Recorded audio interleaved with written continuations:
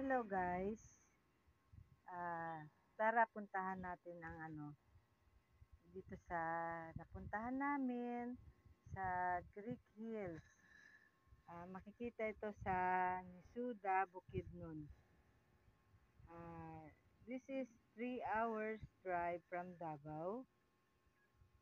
Kasama ko dito ang pamilya ko na pumasyal.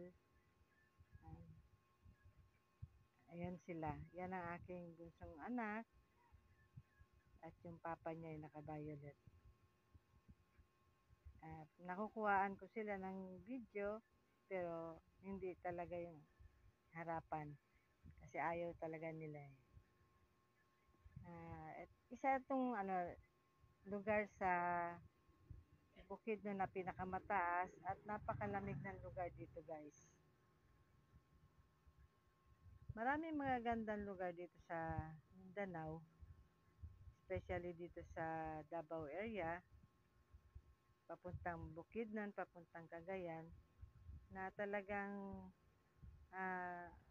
napakasarap puntahan kasi nature na nature siya eh. Makikita mo yung kabuuan ng kabundukan, ayan, foggy area. Makikita mo yung mga fog nila, talaga napakalamig dito sa lugar na to.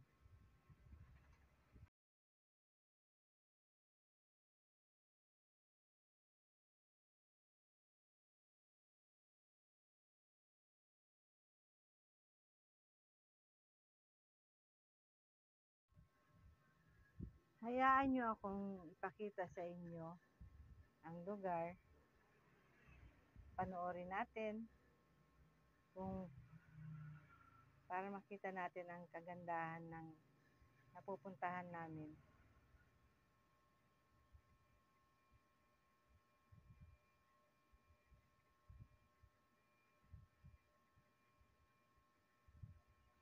May mga ginawa silang mga statwa, mga rebulto na base sa Greek. Yun ang nila eh. Kaya nga tinawag sila na Greek Hills.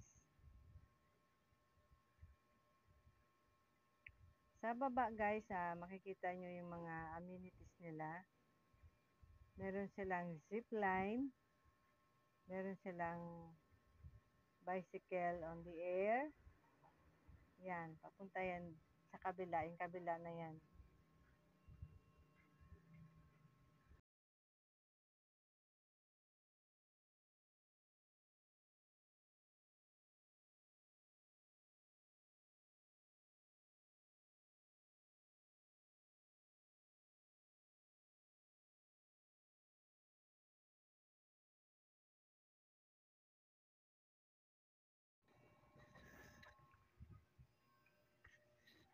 Dito na kami sa pababa na kami.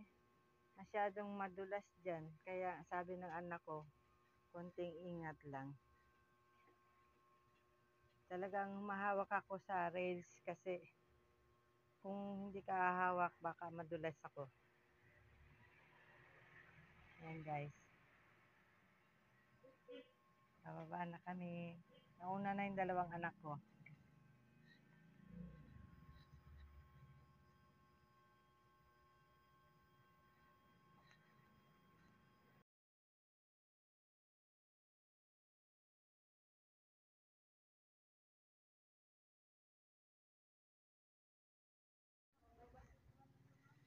Ayan. Nandun pa sa taas yung papa nila. Ay, dahan-dahan. Basta mga edad na. Dahan-dahan na talaga sa paglalakad. Hindi katulad sa mga bata. Nandito sa baba guys, yung square na ayan, yung mga fog. Ayan yung square na white. Diyan yung pwede mong puntahan para ma-view mo ng malapitan yung kabundukan.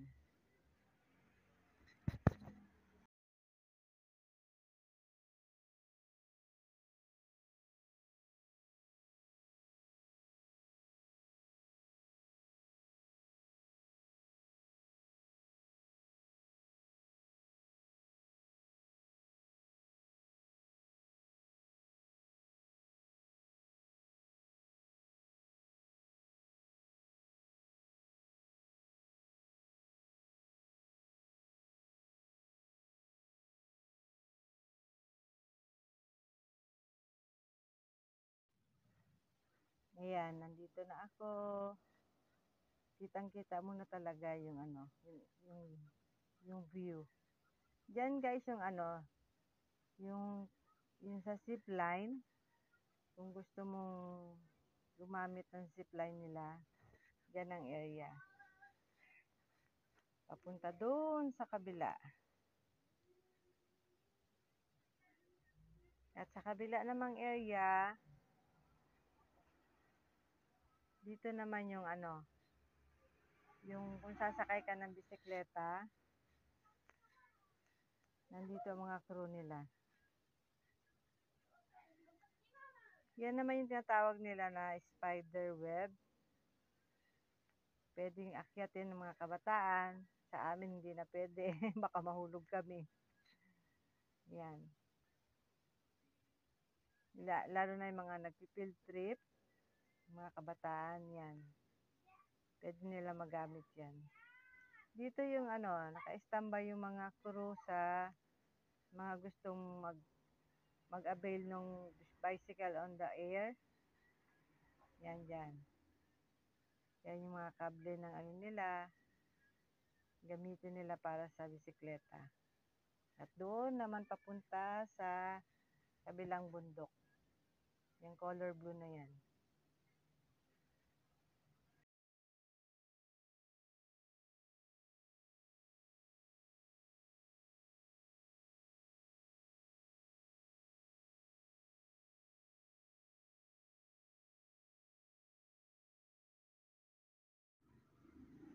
Masarap puntahan yung ganitong area guys. Nakaka-relax talaga. Yung gusto mo lumabas ng syudad at kasawa ka na sa city life, ito ang mga masarap puntahan guys. Mga makikita mo talaga ang nature.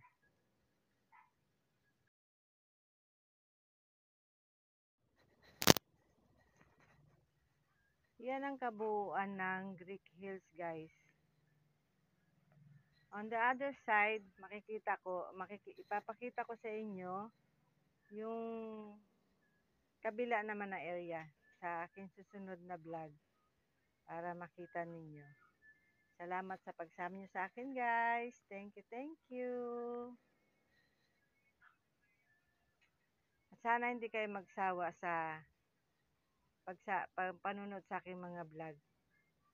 Please do like and subscribe. Thank you.